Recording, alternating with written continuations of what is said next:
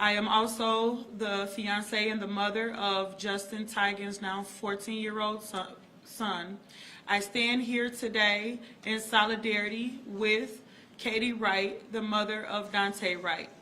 We are here today as families that have lost loved ones at the hands of law enforcement here in the state of Minnesota. We have about 8 families that is standing here today in solidarity with the Wright family, demanding justice for Daunte Wright, as well as all of the other families that led up to Daunte Wright. We know that there have been cover-up after cover-up after cover-up here in the state of Minnesota. Justin Tigan's murder was a cover-up. All of these other murders, Jeffrey Smith, we have here today the family. We have Courtney Williams' family. We have Hardell Sherrill, and we have the significant other of George Floyd. But we know that there was many other cover-ups that led up to Daunte. And had these cover-ups have not happened at the hands of the BCA and Drew Evans, we would not be here today standing here for Daunte Wright. So we are asking and demanding that Kim Potter be held to the highest extent of the law, and we are also demanding that they stop all the cover-ups that are happening behind the scenes. I also want to mention today that the head of the BCA, Drew Evans, did let the chief of police know in Brooklyn Center that he did not think that it was right that he let the videos free for Daunte Wright, for the public and the family to get to know the truth about what really happened to Daunte Wright. So there was no reason why those videos should not be released. That is the only reason that we got the transparency that we got, because those videos were released. But we know for many other families that did not happen. So that's why we are standing here today in solidarity as families, demanding justice for Daunte Wright and all stolen lives. We will now have words from the mother of Daunte Wright, Katie Wright. Thank you. Hey everybody, my name is Katie Wright. I am Daunte Wright's mom. I want to first and foremost just thank everybody for the support on April 11th all the way up until today going forward. Everybody who's been there for us, standing with us on one of the worst days of our life, on one of the worst months going forward of our lives. So we really thank you and we appreciate this. With the upcoming trial coming tomorrow, I just wanted to say thank you on behalf of our family. We will now call forward the attorney for the Wright family, Jeff Storms. Thank you, Tashira.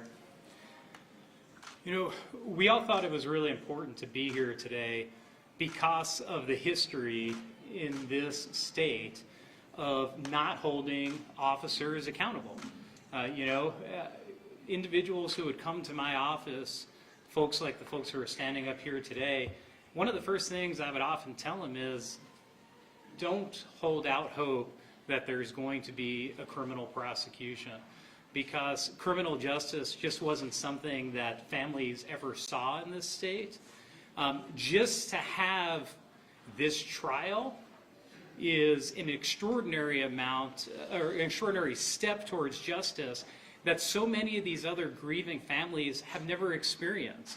You know, they didn't experience a legitimate investigation, let alone a prosecution.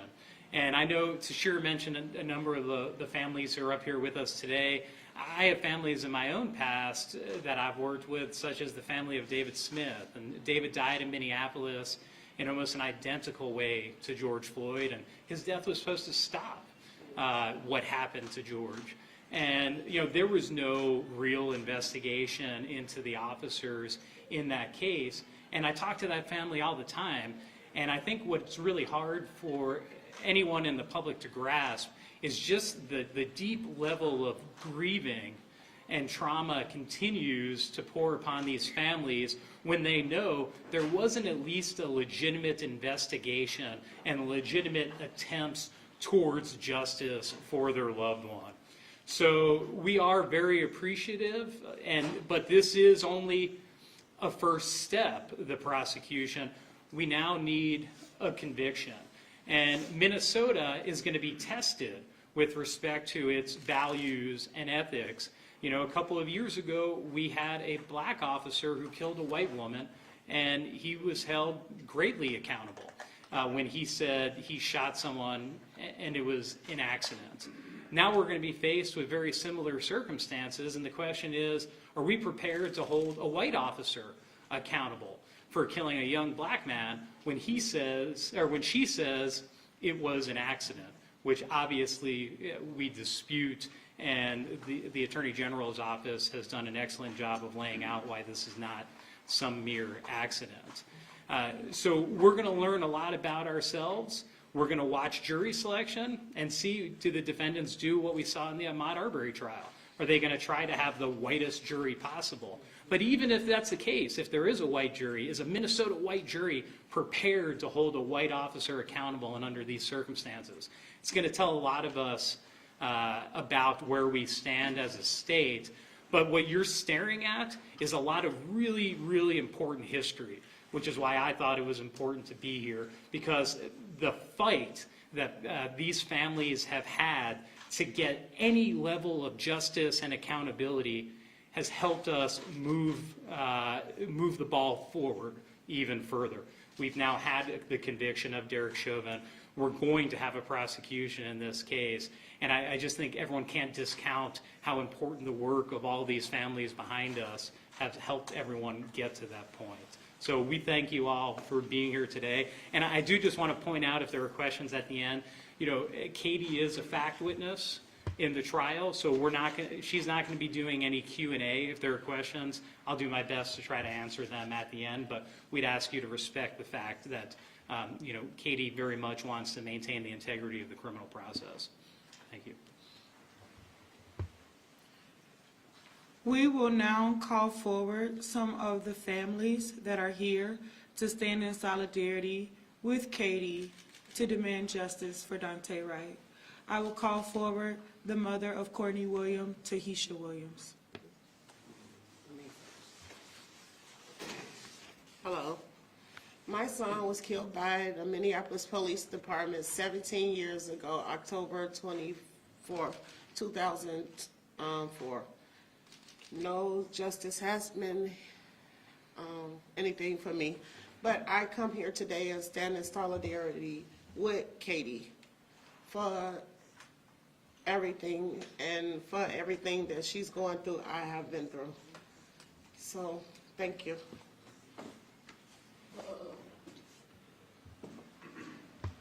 I will call for the mother of Hardell Cheryl, Delshia Perry.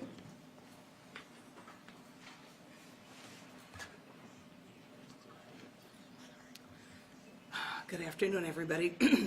My name is Delshia Perry, the mother of Hardell Cheryl and the founder of Be Their Voices. And of course, I had to come and stand in solidarity with Katie and her family. And we are expecting justice. We are not asking for it. We are demanding it. As you all know, it has been over 3 years since my son was medically neglected and left to die in a jail cell.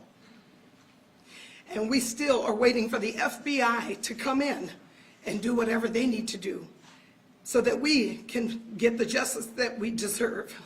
No amount of money will replace our children. We're not seeking money per se. It will help, of course.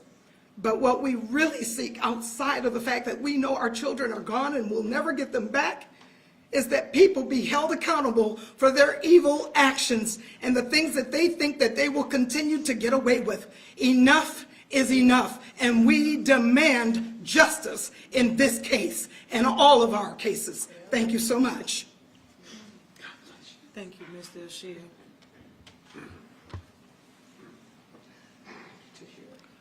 We will now call forward the mother of Jefford Smith, Matilda Smith. Thank you all for coming. I stand today in solidarity of Daunte Wright and Daunte Wright's family, Katie. I too am a victim of police violence. 4 St. Paul police shot my son over 52 times. We want justice for Katie. I didn't get it for Jafford, and I still seek justice for Jafford. I seek justice for Katie Wright, Marcus Golden, Jamar Clark, Justin Teagan. I seek right for Courtney Williams. I seek justice for all of us. We don't deserve this. Minnesota has treated us poorly, and Minnesota is a racist and prejudiced place, and it proves itself. It proves itself from slavery. This place needs a culture change. It needs a change. It needs changes of judges, prosecutors. We want BCA gone. BCA needs to go. They have covered up all of these murders. We're not going away, BCA. We're not going away, Minnesota. We will fight for our children until the death, because we don't deserve this. Katie is where I was. She don't deserve this. Minnesota has so much blood on the streets from our loved ones that they've killed. The state of Minnesota should be held responsible for it all. We don't care about money. We care about our loved ones. We can never get them back. There's no amount of money you can pay for my son. There's no amount of money you can pay for Katie's son. We deserve justice, and we will fight until we get it. Thank you, Matilda. We will now call forward the loved one of Emmet Till, Terry Watts. Hi, I'm Terry Watts, relative of Emmet Till, 14-year-old youth that was killed, lynched in 1955. Our family is still fighting for justice. We've been fighting for 66 years. His family is always fighting. But we are here today to stand in solidarity with Katie Wright for Daunte Wright to get justice. We need the justice, and we also stand in solidarity for all of the families, impacted families. We will get justice. Justice will be served. We believe it will be.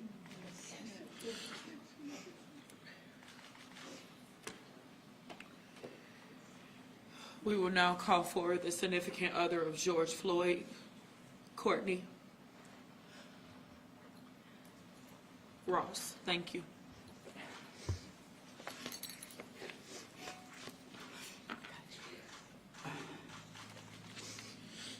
I'm going to try and keep this short. I prepared something because this case is so dear to my heart. Daunte Wright was a student of mine at Edison High School. He was a joy, and his smile would light up this room 1,000 times. I just want to share with you quickly. On April 11th, 2021, many of the families here and families that had lost loved ones to the police were gathering with my angel, Tashira, to try and celebrate the birthday of her fiance, Justin Teagan. Before we could make it out of the parking lot to go have cupcakes and celebrate him, Amity, who is Kobe Heisler's mother, who was also killed by police, stopped me and said that there had been a shooting in Brooklyn Center, that a man had been killed there. By the time I got home, I found out that that man, that young man, was Daunte Wright. Mind you, Daunte's murder took place during the international trial of my man, George Floyd, who was murdered by Derek Chauvin. The fact that Kim Potter garnished a weapon for a routine traffic stop when the entire world was looking at racist cops under a microscope proved to me that Kim Potter was so brash and brazen that she murdered a black man with no thought, and she did that admittingly so. Kim Potter was seen as a senior officer, an officer that trained new cadets, a trainer who claimed to not know the difference between a taser and a gun. In all my years working in education, I never mistook a sticker for a stapler. There is no excuse for her incompetence when it comes to people's lives that are at stake. Personally, it makes no sense to me, and I believe it is a lie. I believe Kim Potter has profiled black people in Brooklyn Center for a long time and finally lost her temper and murdered Daunte Wright. We are not in Kenosha, Wisconsin, people. We are in Minnesota, and we will not continue to let these racist cops walk the street. We will send them to prison as we did Derek Chauvin. Daunte, rest in peace. We will fight for you. And I love you, Katie.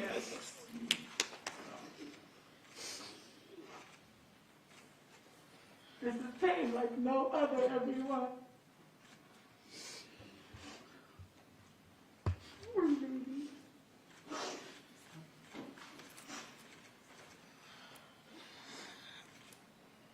We will have Delshia Perry mention at the end the families that have lost their lives in the jails here in Minnesota. My name, again, is Tashera Garraway, and Justin Tigan was brutally beat to death by the St. Paul police August 19, 2009, and thrown inside of a trash dumpster by the St. Paul police. Justin's skull was cracked in half. They beat him real bad. And I knew in my heart when I watched the BCA and I watched the forensic pathologist and I watched the county attorney and I watched them all work together to cover up Justin's murder, I knew that there would be more murders. And I knew that there had been murders before him because it was too strategic how they all worked together to cover up the murder. So when we talk about that these are state-sanctioned murders that are happening and they are all working together. They have a system. It's not just the police. They are all working together and they have done this to our loved ones. They have taunted our families. People have come up dead for doing investigations, for trying to find out the truth of what happened to our loved ones. Attorneys have came up missing, have came up dead. Other family members have come up dead, and they're all, again, working together. And especially the BCA, and Drew Evans is the main person that have edited the videos, and they have worked strategically to do this to our families. We have one last family member that will speak, and then we will move forward with the rest of the speakers that are here, that are standing in solidarity with our families. We will have come forward the mother of Philando Castile, Valerie Castile. Thank you.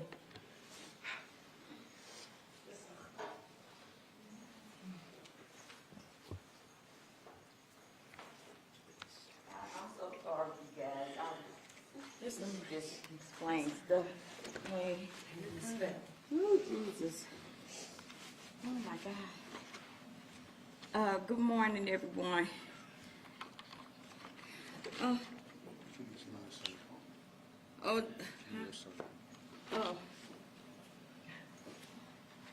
Sorry about that.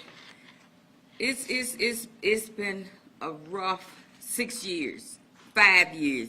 1 year, 2 years, 10 years. It's hard for us.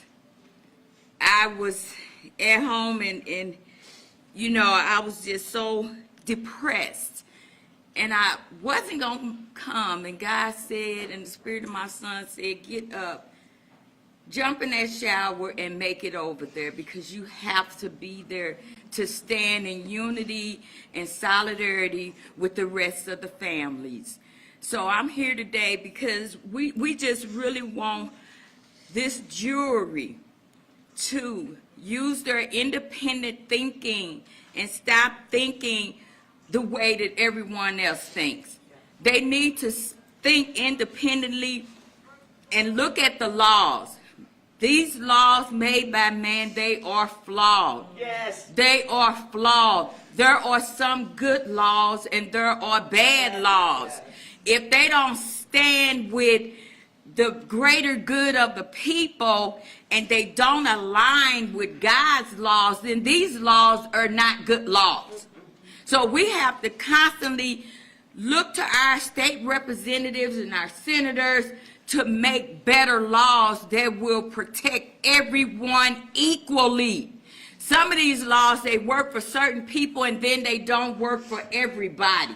So they need to figure out what laws aligns with God's laws, because this is the problem. We're going by laws that were made in the 18th century. This is the 21st century, and I promise you, our founding fathers were not idiots. They left those laws open for interpretation as time goes by. But here we are, we're still living in these ancient laws, and I don't know what it is where they don't want to change it. Just like right now, there was an amendment to the deadly force, but you ain't going to hear about that one. You're not going to hear about them, and no one has come forward to explain to us exactly what that means. And then it's at the Supreme Court. They thought about it. Our neighboring states said that they would not come in and help Minnesota because of the change of that law, that deadly force law. In essence, it's saying you can't shoot nobody in the back no more. You have to be in imminent danger. But they're not saying that. They're not telling us that that law was amended March 1st, supposed to went in effect, but it didn't go in effect other than it went to the Supreme Court to fight it, to put it back like it was. So it's up to us to stand in unity and solidarity and let these people know we're here in force. We're here in force as a group of mothers and family members that didn't need to be in what I consider this fucked up mothers club. I didn't ask to be here. You dropped this mess at my doorstep. So this is what you get. This powerful woman here with all these powerful women. So we're here and we're praying and hoping that the jurors really look at what happened, because it's amazing how you can believe a dressed up lie than the naked truth. You know what you saw. You know what you saw, but yet you'll change your mind and go with the status quo because everybody else say they're not guilty, when they literally are. You saw it with your own lying eyes. Yes. You saw it. You felt it. You were a part of that. I have nothing against law enforcement, but what I do have against them is when you support a murder, we got a problem. Yes. We got a problem. If you support murder, yes, I do have a problem with you. Me too. But I am glad to be here and stand in my family's presence, because I actually was not going to make it here, but God lit a fire in my ass, and here I am. Yes, thank you. Thank you.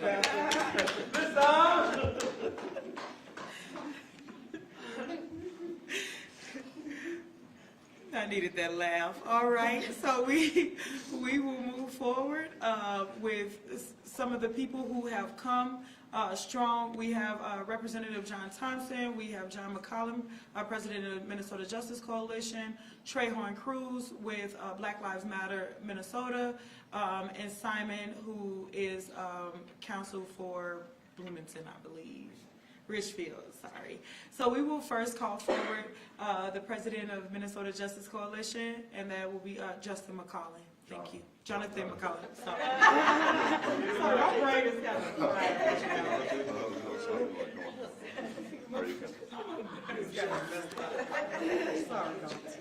You're fine. Yeah, that's fine. Hello, my name is Jonathan McClellan, president of the Minnesota Justice Coalition. We are part of a collective of organizations that work with families and community to draft and advance legislation and other policy initiatives at the Capitol here in St. Paul and in Washington, D.C. I want to take this moment to uplift the family of Daunte Wright and recognize their pain. On April 11, 2021, a sworn 27-year veteran police officer by the name of Kim Potter shot and killed Daunte Wright, a black son, brother, father, and friend. As of this current date, the defendant, Kim Potter, has yet to apologize for her mistake. The people came to the streets to exercise their First Amendment right to seek redress from their government. Many young people in a state of fear wondered, would they be next? While local state elected officials tried to make it a Brooklyn Center issue, the shot from Kim Potter's gun was felt by millions around the world, and we responded. These young people and parents from all walks of life were met with rubber bullets, tear gas, flashbangs, and hunted in the streets like cattle by law enforcement. The community suffered from displacement, damage to their property, and damage to their health, regardless of whether they stayed inside their home or not. The press were beaten, maced, tear gassed, shot with rubber bullets, had equipment damaged, and detained for doing their job, one that, mind you, is constitutionally protected. The law enforcement did not protect and serve, they attacked. The outcry of this event led to the firing of a police chief, city manager, and caused one of the most aggressive resolutions from a city in our union, led by the Brooklyn Center mayor, and a call for a patterns and practices investigation by the Department of Justice in an open city council meeting. It led to the state attorney general taking over the case and to where we are today.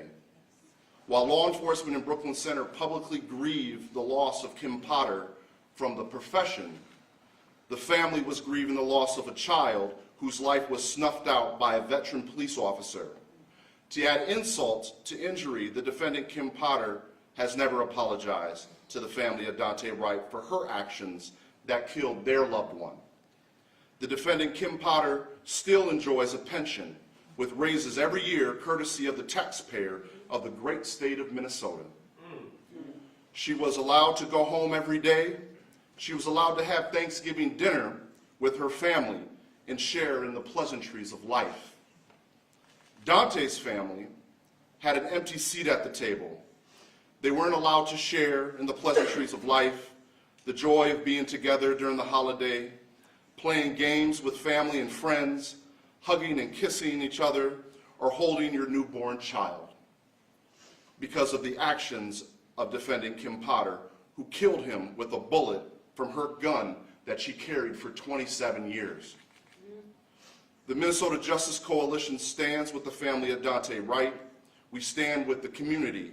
We stand with all those who came out demanding accountability and justice, because an attack on one of us is an attack on all of us.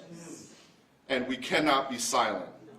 So while the wheels of justice turn in this case, let us uplift the family of Daunte Wright and let us continue to demand justice.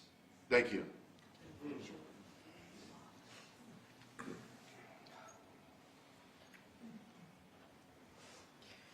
We will now call forward the president of Black Lives Matter Minnesota, Trayvon Cruz.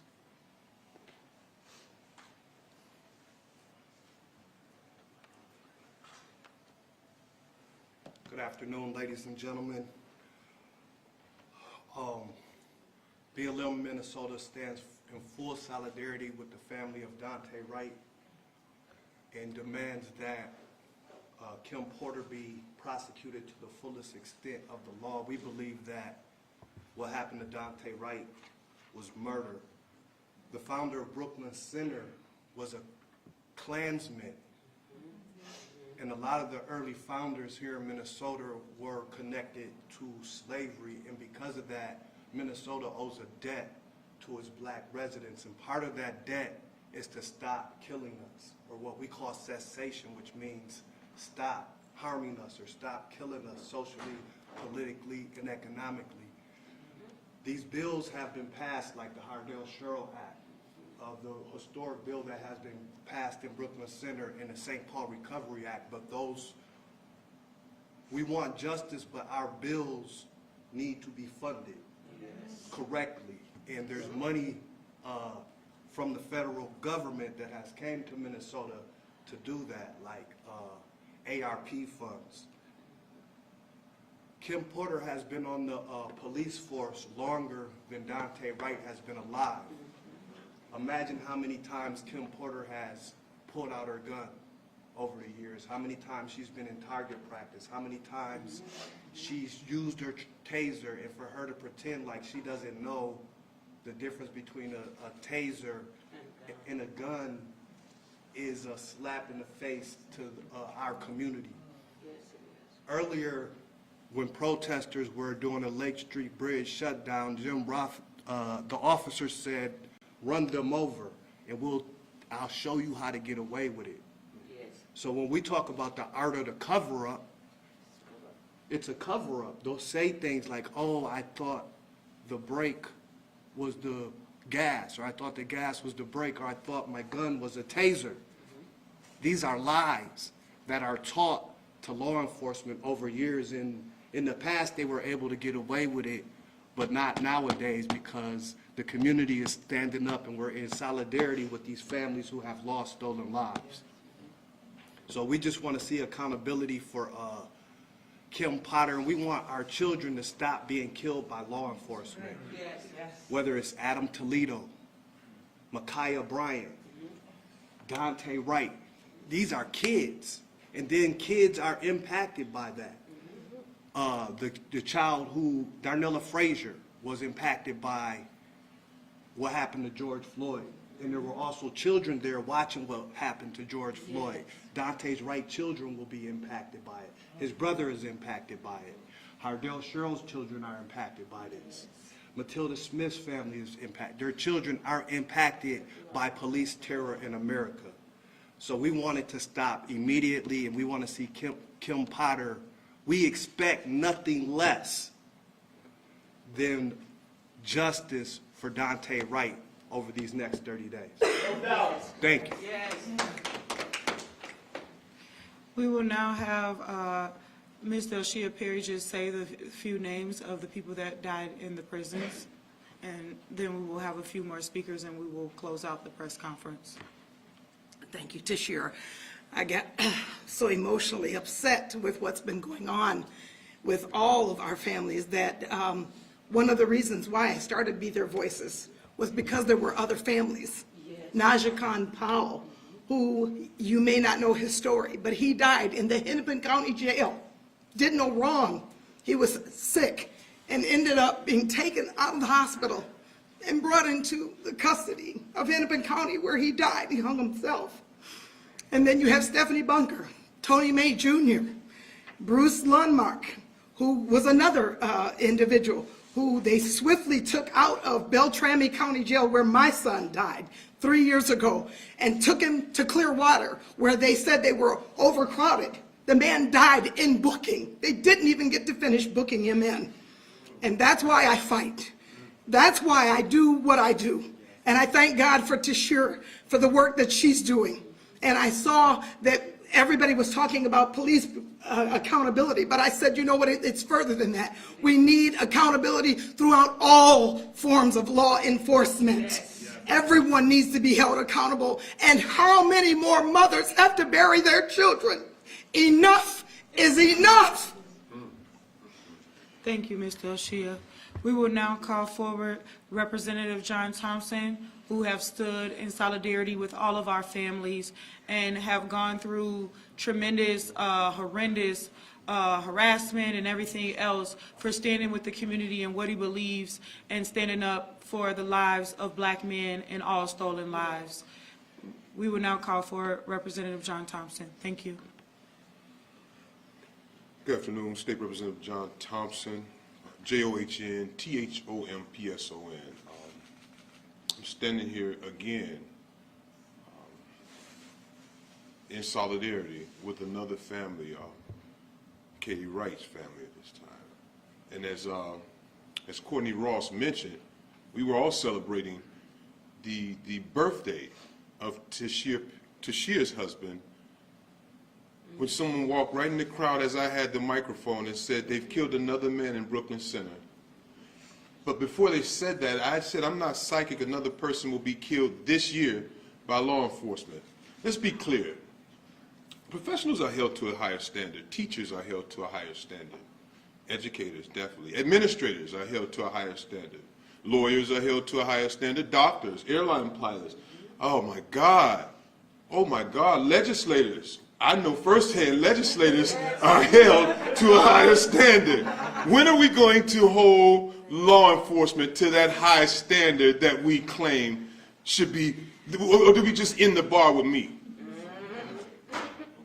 Lawmakers are held to a higher standard. That should include law enforcement. It's not a no-brainer. It's common sense. It's common sense. We are not defending something. Listen, I came here as a machinist, and my friend was murdered. Valerie Castile wouldn't be here today. I wouldn't be here today had they not killed Philando Castile. I'd be comfortable in my home being a dad to my son.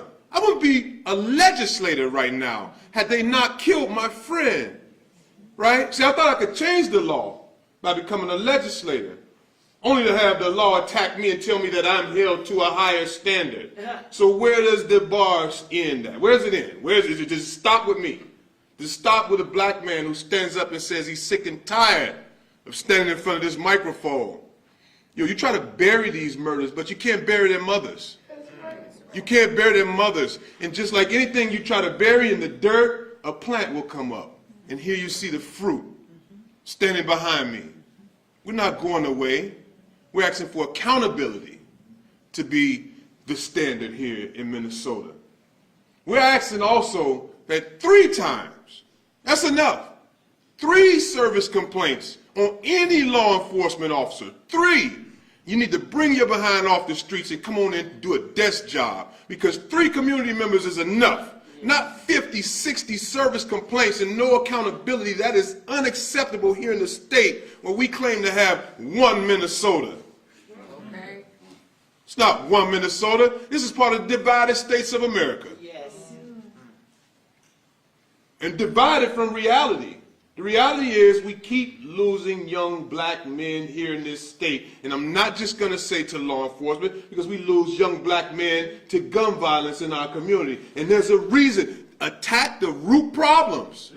Attack the root problems here in this state. And then we can start saying we have a one Minnesota. But right now, I don't see one Minnesota, because one Minnesota is not standing behind us asking for accountability. It's just us asking for justice.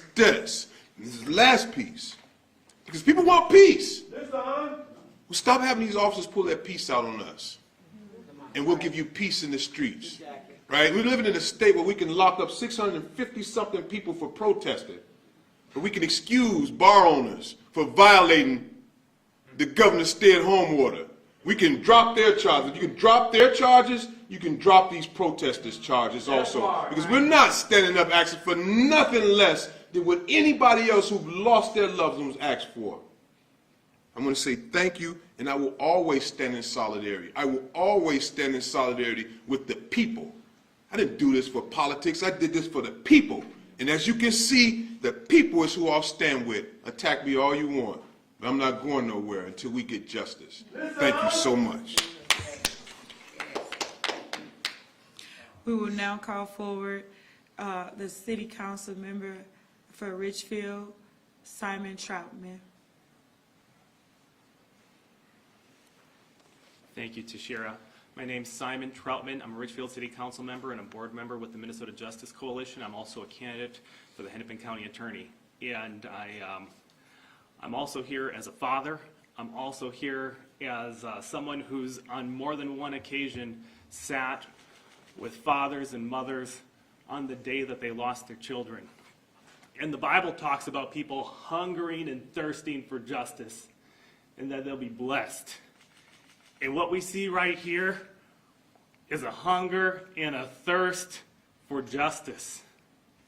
And what we see in our cities and our communities when people protest and people organize, it's a hunger and it's a thirst for justice. And that's different than justice. And so when we think about what the sound of justice looks like, when we think about what justice feels like, it doesn't feel like a protest. It feels like accountability.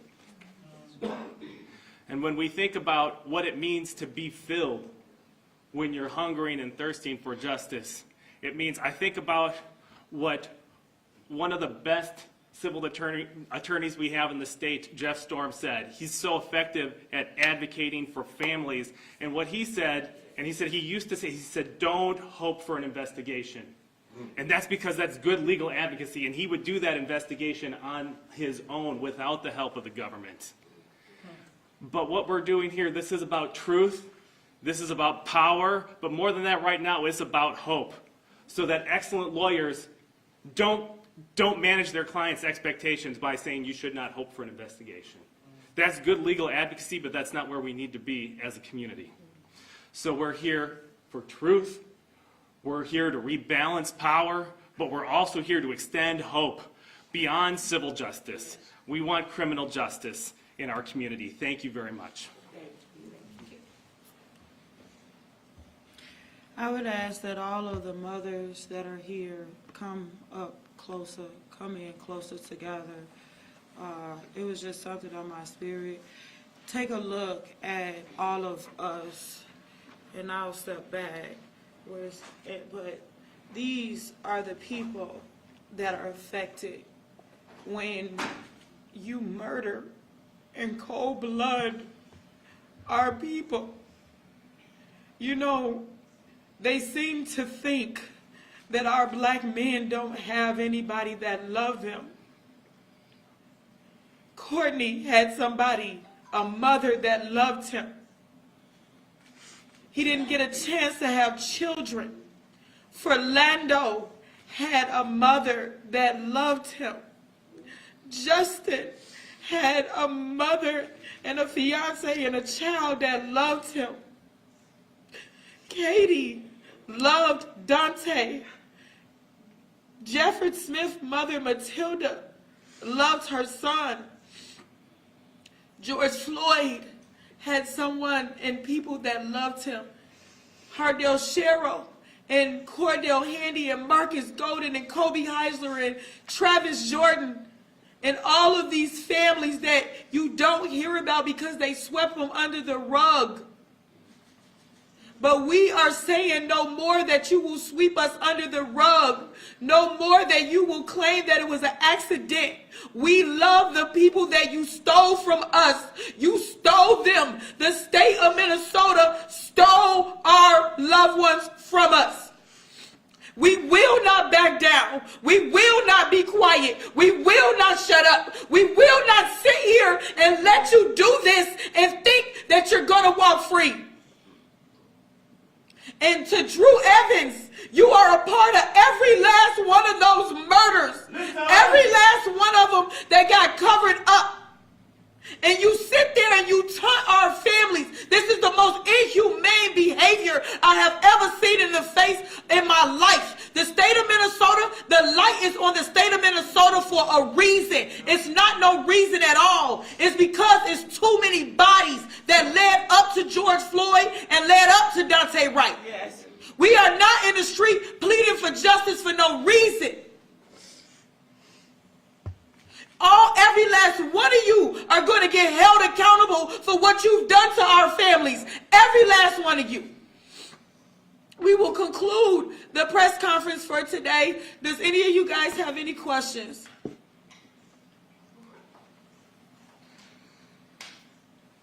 Any questions? We have a duty to fight for our freedom. We have a duty to fight for our freedom. We have a duty to win. We have a duty to win. We must love and support one another. We must love and support one another. We have nothing to lose but our chains. We have nothing to lose but our chains. We have a duty to fight for our freedom. We have a duty to fight for our freedom. We have a duty to win. We have a duty to win. We must love and support one another. We must love and support one another. We have nothing to lose but our chains. We have nothing to lose but our chains. We have nothing to lose but our chains. We have nothing to lose but our chains. We have nothing to lose but our chains. We have nothing to lose to the people. All power to the people. Thank you, everybody. Thank you. Thank you for coming out. Thank you. Good one, good one. Good one. Hey, mama. I got it. I got you. So love you, honey. Thank you. Are you Deborah's sister? Yeah, she's out. Justice for Emmett. Justice, yes, Emmett.